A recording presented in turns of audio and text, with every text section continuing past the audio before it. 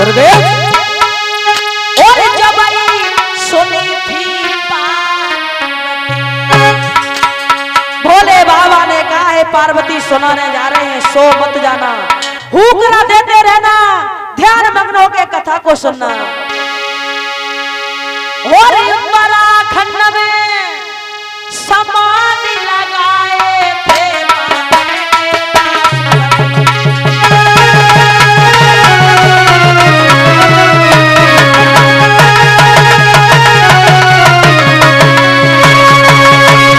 भोले बाबा के वृक्ष के नीचे बैठ जाते हैं, समाधि को लगाया, 3 बार ताली को बजाया, सारे जीव जंतु पशु पक्षी कैलाश पर्वत को छोड़ के चले जाते हैं।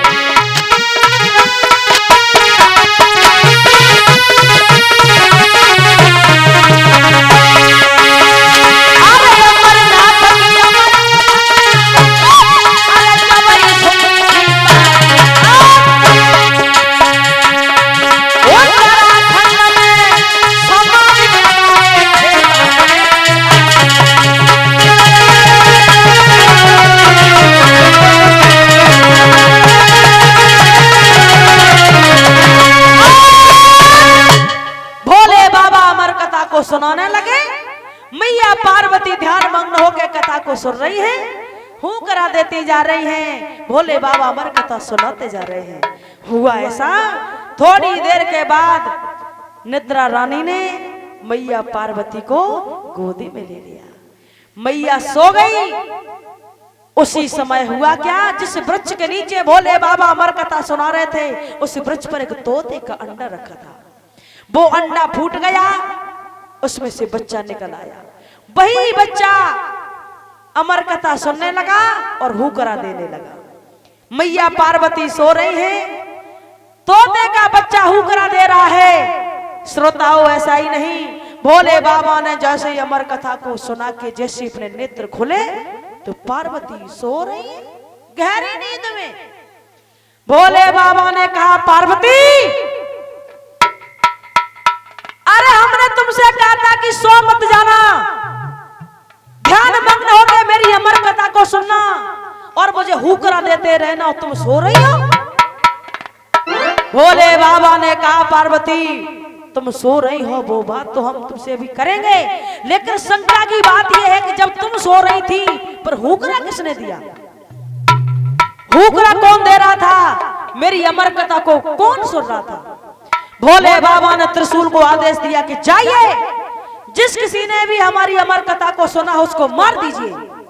अब वो तोते का बच्चा प्राण बचा के भाग रहा है, त्रिशूल वो बच्चा आगे आगे भाग रहा है, त्रिशूल पीछे पीछे। भोले बाबा ने मैया पार्वती से कहा कि पार्वती तुमने अच्छा नहीं किया, हम तुम्हें श्राप देते हैं। क्या? तो भोले बाबा ने मैया पार्वती से कहा कि सुनो पार्वती, आज तुम्हें हम श्राप देते हैं कि निंदिया गुरुदेव पाई के घर जाइए, कहां पे, जहां पे राम भजन होए।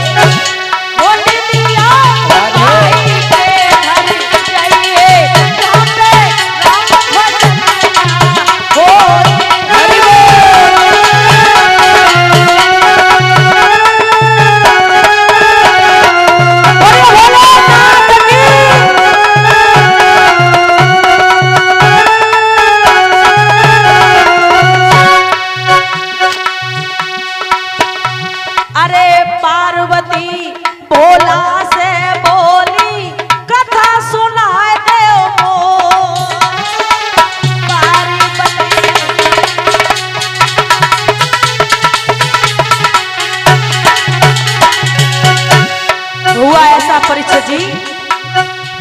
हाँ पार्वती बोला से बोली कथा सुनाए दो। पार्वती बोला से बोली कथा सुनाए दे। हुआ ऐसा जब भोला ने कथा सुनाई सोई पार्वती। अच्छा होने दिया होने दिया होने दिया भाई के घर जाइए जहाँ पे राम भजन हो।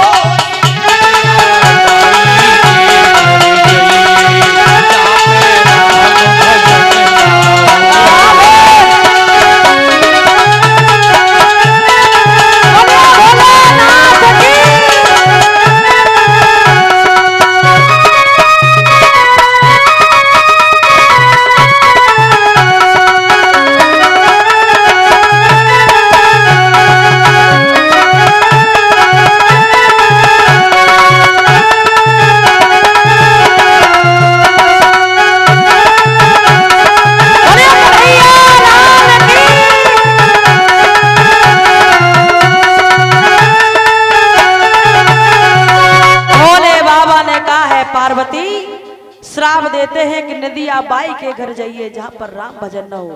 और भोले बाबा ने त्रिशूल को आदेश दिया कि जाइए जिस किसी ने भी हमारी अमर कथा को सुना हो उसको मार दीजिए। आगे आगे वो तोते का बच्चा प्राण बचा के भाग रहा है, पीछे भोले बाबा का त्रिशूल है, उसके पीछे भोले बाबा जा रहे हैं। अब वो तोते का बच्चा